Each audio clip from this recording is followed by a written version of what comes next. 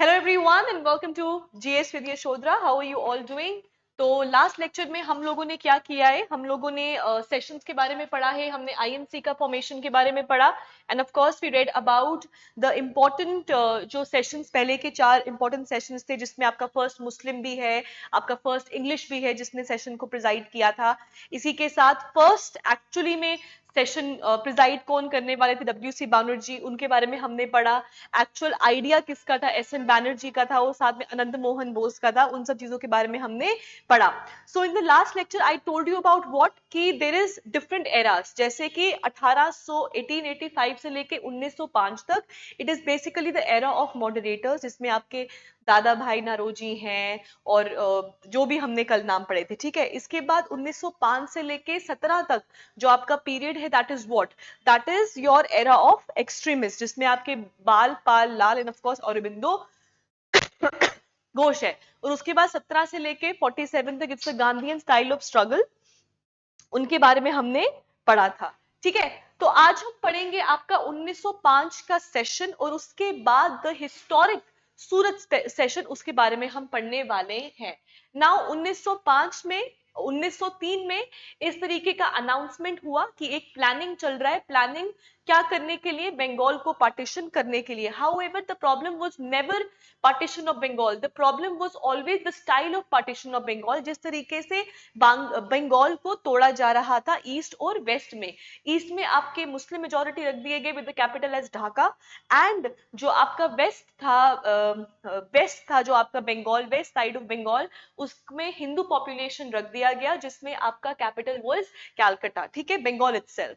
ठीक है, सो अब हम पढ़ेंगे 1905 में हुआ क्या। 1905 में आई टोल्ड यू, कल ही बताया था कि स्वदेशी मूवमेंट जो है वो बंगाल में शुरू हो गया था, जिसको इंडोर्स किया आईएनसी ने 1905 के सेशन में कि हम जो है स्वदेशी मूवमेंट एट बंगाल जो हो रहा है उसको अपना पूरा समर्थन देते हैं और किसी भी तरीके का एंटी पार्टीशन मूवमेंट को हमारा पूरा सपोर्ट रहेगा। सो 1905 का सेशन 1905 का session presided over by Gopal Krishna Gokhale, and कहां हुआ था जी, आपके बनारस में हुआ था। 1906 का सेशन वेरी वेरी इंपॉर्टेंट, 1905 का चाहे भूल भी जाना, 1906 का मत भूलना। 1906 का session is one of the historic session. पहली चीज याद रखनी है कि presided over by who, so it was presided over by Dadabhai Naoroji. याद रखिएगा, दादा भाई नारोजी ने इस सेशन को प्रिजाइड किया था।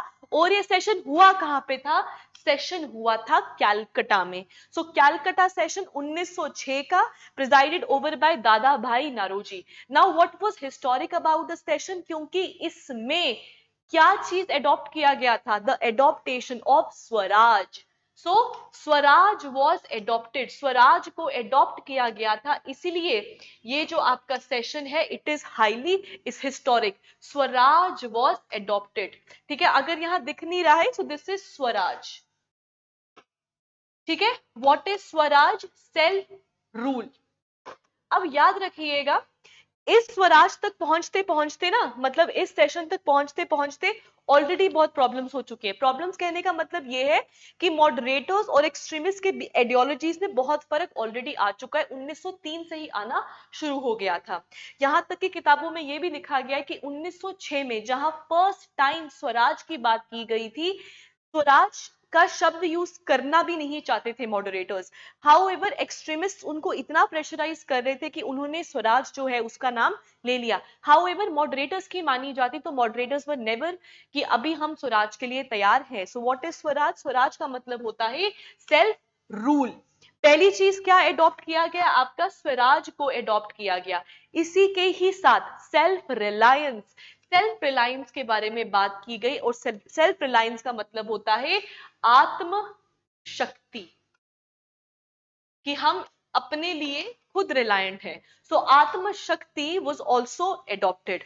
नाउ अगर पेपर में पूछा जाए क्या स्वराज को डिफाइन किया गया था कि स्वराज का मतलब क्या है, तो no, Swaraj was not defined. This is an important point here to remember कि स्वराज जो है इट वाज नॉट डिफाइंड। ठीक है, आई होप दिख रहा है, आई थिंक ये थोड़ा कैमरा में ठीक है। चलो, so Swaraj was not defined, Swaraj को डिफाइन नहीं किया गया, इसीलिए मॉडरेटर्स ने इसका अपना मतलब निकाला और एक्सट्रीमिस्ट इसको अपने हिसाब से समझने शुरू हो, क्योंकि डेफिनेशन नहीं दिया है। ठीक है, जैसे आपके भी लिखा जाता है पॉलिटी की बुक में कि it is this, how ever not defined in the constitution, तो आप उसका क्या मतलब निकाल सकते हैं। सिमिलरली स्वराज तो बोला गया, लेकिन स्वराज का डेफिनेशन क्या है उसके बारे में कोई बात नहीं हुई। और स्वराज किस सेशन में बोला गया, 1906 का कैलकटा सेशन जो प्रिजाइड किया गया दादा भाई नौरोजी के द्वारा प्रिजाइड किया गया था, उसमें स्वराज के बारे में बात हुई थी। इसी के ही साथ सेल्फ रिलायंस दैट इज आत्मशक्ति, उसके बारे में भी बात हुई थी। जब स्वराज के बारे में बात हुई, इन्होंने कहा कि हम क्या करने वाले हैं, हम लोग करेंगे जैसे कि आपका एक तो आ गया इंडिजीनियस गुड्स को प्रमोट करना। फॉर एग्जाम्पल अगर अभी भी हम बात करें Patanjali, Patanjali is one of a good examples for your Swaraj indigenous products. तो पता जैसे कि आपका इंडिजीनियस प्रोडक्ट्स के ऊपर फोकस किया गया। बॉयकॉट ऑफ फॉरेन इंडस्ट्रीज की हम बॉयकॉट करेंगे फॉरेन इंडस्ट्रीज को। इंडिजीनियस एजुकेशन की हमारे यहाँ पे एजुकेशन करो। ये लोग कहते थे कि जो कैलकटा यूनिवर्सिटीज जैसी यूनिवर्सिटीज है वहां से तो आपके क्या बोलते हैं उसको, यू नो, वेस्टर्न लोग पैदा होते हैं, कि वहां से जो अंग्रेजों की बोली बोलने वाले लोग वहां से निकलते हैं पढ़कर, इनमें जो होती है ना एक इंडिजीनियस मतलब इंडिया के लिए कुछ करने वाला वैसा जज्बा खत्म हो जाता है। तो इन्होंने बोला कि इस तरीके से जाना है हमको कि जिससे जो इंडिजीनियस एजुकेशन है उसको भी प्रमोट किया जाए। ये सब चीजें जो है वो आपके 1906 के सेशन में कही गई थी, जिसके चलते बंगाल नेशनल कॉलेज, कौन सा college, Bengal national college was set up. ठीक है, अब इसमें क्या याद रखना है कि इसके प्रिंसिपल कौन बने, तो याद रखिएगा औरोबिंदो घोष जो है वो आपके प्रिंसिपल बने थे बंगाल नेशनल कॉलेज के। So Aurobindo Ghosh became the principal of Bengal national college, और 1906 में ही आपका नेशनल काउंसिल ऑफ एजुकेशन भी बना था। सो 1906 में national council of education, number 1 point. Number 2 point, Bengal national college भी बना जिसके प्रिंसिपल वाज औरोबिंदो घोष। और औरोबिंदो घोष कौन है, he is one of the extremist. तो ये क्या है, ये आपके एक एक्सट्रीमिस्ट में से एक है। ठीक है चलो, अब आता है आपका हिस्टोरिक सूरत का सेशन। अब हुआ क्या, अब इतनी डिफरेंस इन आइडियोलॉजीज आ रही थी, एक्सट्रीमिस्ट अपना बोल रहे थे, मॉडरेटर्स अपना बोल रहे थे। सो इट वाज डिसाइडेड कि ऐसा करते हैं, एक्सट्रीमिस्ट मॉडरेटर्स दोनों बैठते हैं और बात करते हैं how we need to go about it, जिसके चलते सूरत में एक सेशन जो है ऑर्गेनाइज किया गया। हाउएवर एक्सट्रीमिस्ट चाहते थे कि ये सेशन नागपुर में हो, लेकिन जानबूझकर मॉडरेटर्स ने ये सेशन जो है आपका सूरत में रखा, ताकि अगर सेशन सूरत में होगा तो बाल गंगाधर तिलक, क्योंकि उस होस्ट प्रोविंस को बिलोंग करते थे, वो वहां के प्रेसिडेंट नहीं बन सकते थे, क्योंकि एक्सट्रीमिस्ट चाहते थे कि बाल गंगाधर तिलक या लाला लाजपत राय में से एक बंदा जो है वो प्रेसिडेंट बने। बट इसी के उल्टा मॉडरेटर्स ऐसा नहीं चाहते थे, इसलिए एक्सट्रीमिस्ट का मानना था कि नागपुर में सेशन रखो, लेकिन सेशन नागपुर में नहीं रखा गया, सूरत में सेशन रखा गया। अब इस सेशन को हम बड़े प्यार से सूरत स्प्लिट के नाम से भी जानते हैं। क्या जानते हैं हम इसको, सूरत स्प्लिट के नाम से भी जानते हैं। सूरत इसीलिए कहते हैं क्योंकि सूरत में सेशन हुआ था, स्प्लिट इसीलिए कहते हैं कि यहाँ पे स्प्लिट हुआ, मतलब टूटे। यहाँ पे क्या टूटा अभी हम वो पढ़ेंगे। पहली चीज जो याद रखनी है इस सेशन की वो ये है that who was the presiding officer. याद रखिएगा रास बिहारी घोष, नॉट बोस। रास बिहार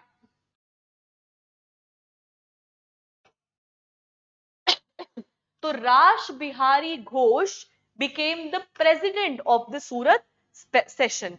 और इसमें जो दोनों साइड्स थी, दोनों साइड्स कौन है, मॉडरेटर्स और एक्सट्रीमिस्ट। ना moderators were ready to accept what the extremist wanted, neither the extremist were ready to accept what the moderators wanted. कहने का मतलब ये है, मॉडरेटर्स चाहते थे कि जो हमने ये स्वराज स्वदेशी मूवमेंट सब स्टार्ट की है उसको टेक डाउन करो, जबकि एक्सट्रीमिस्ट इसके बिल्कुल ही खिलाफ थे। अब क्या हुआ, दोनों ही साइड्स जो है रिजिड हो गए, मतलब एक दूसरे की बात नहीं मान रहे थे। एक ने बोला उस चीज को मत करो, दूसरे ने बोला नहीं हम इस चीज को नहीं मानेंगे। इतना रिजिड एक दोनों के दोनों आइडियोलॉजीज होने की वजह से आईएनसी दो में बट गया। क्या हो गया? आईएनसी, अभी तो मॉडरेटर्स एक्सट्रीमिस्ट दोनों पार्ट है आईएनसी का। अब सूरत के सेशन में आईएनसी जो है वो दो हिस्सों में टूट जाएगा। एक साइड आ जाएगी मॉडरेटर्स की और एक साइड आ जाएगी आपके एक्सट्रीमिस्ट की। तो अगर आपको पूछा जाए कि हिस्टोरिक सूरत सेशन में, सूरत स्प्लिट में किन दो लोगों का स्प्लिट हुआ था, क्या वो मुस्लिम लीग आईएनसी थी, क्या वो मॉडरेटर्स एक्सट्रीमिस्ट थे, या आपको जो भी सीओडी ऑप्शंस दिया होगा, तो याद रखिएगा यहां पे स्प्लिट हुआ था मॉडरेटर्स और एक्सट्रीमिस्ट्स का।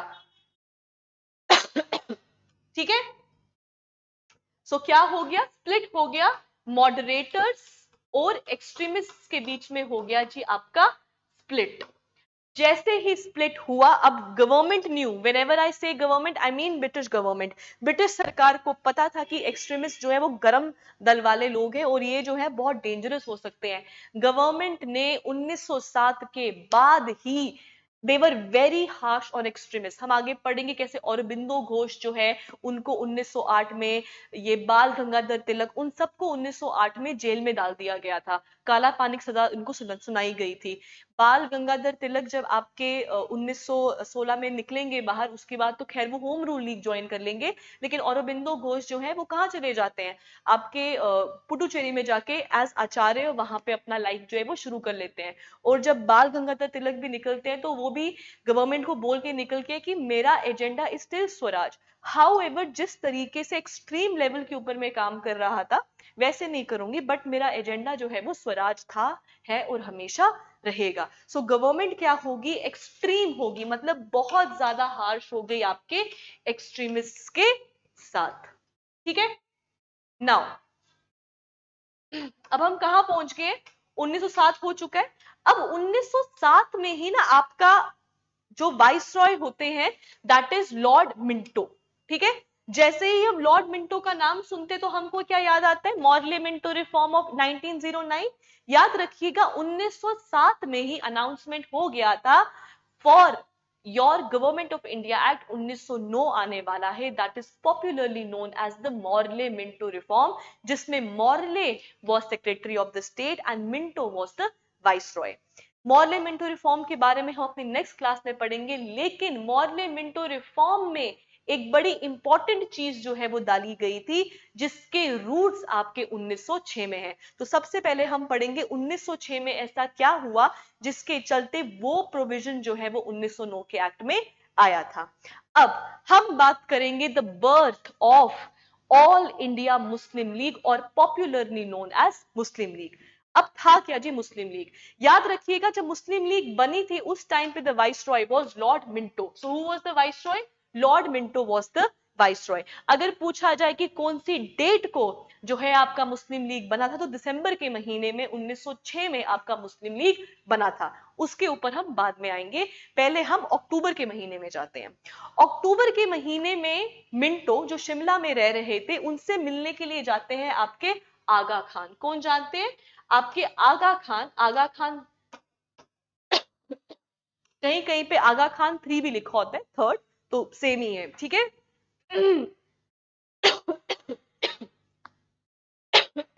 I am so sorry, my throats not well. ठीक है, चलो।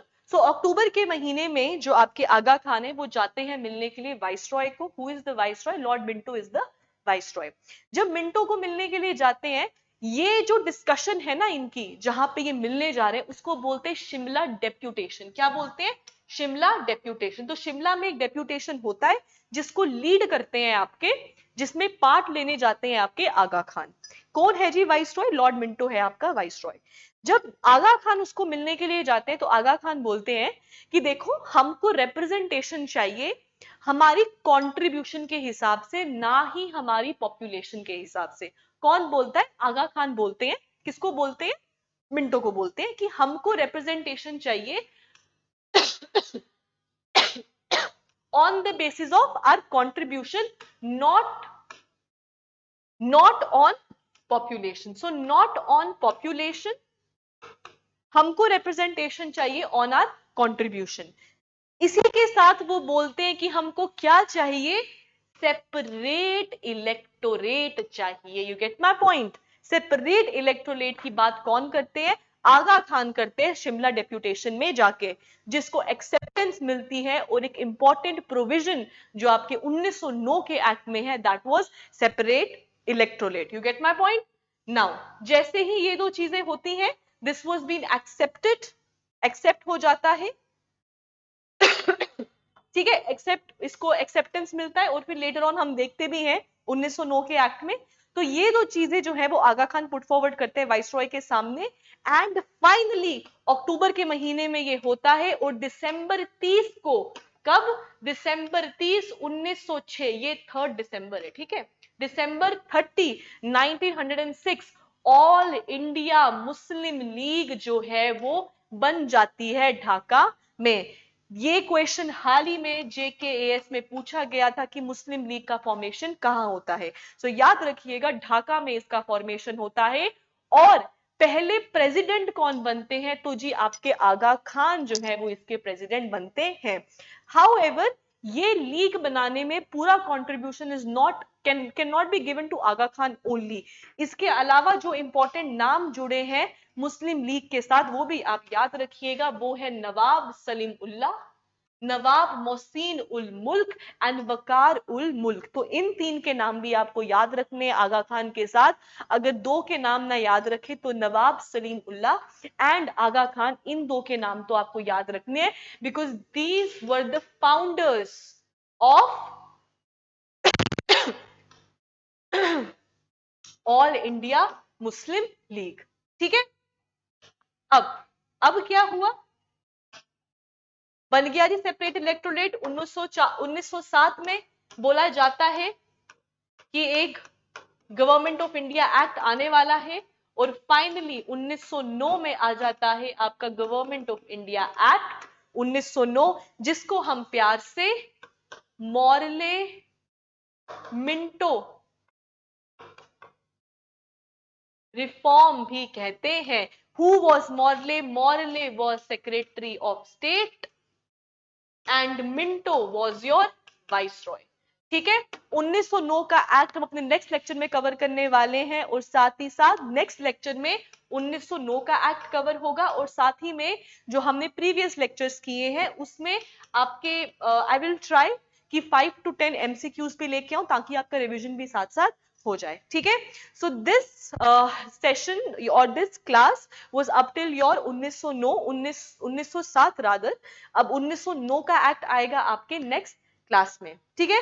So thank you guys and have a nice day. Keep preparing and of course do not forget to like, share and subscribe. Thank you.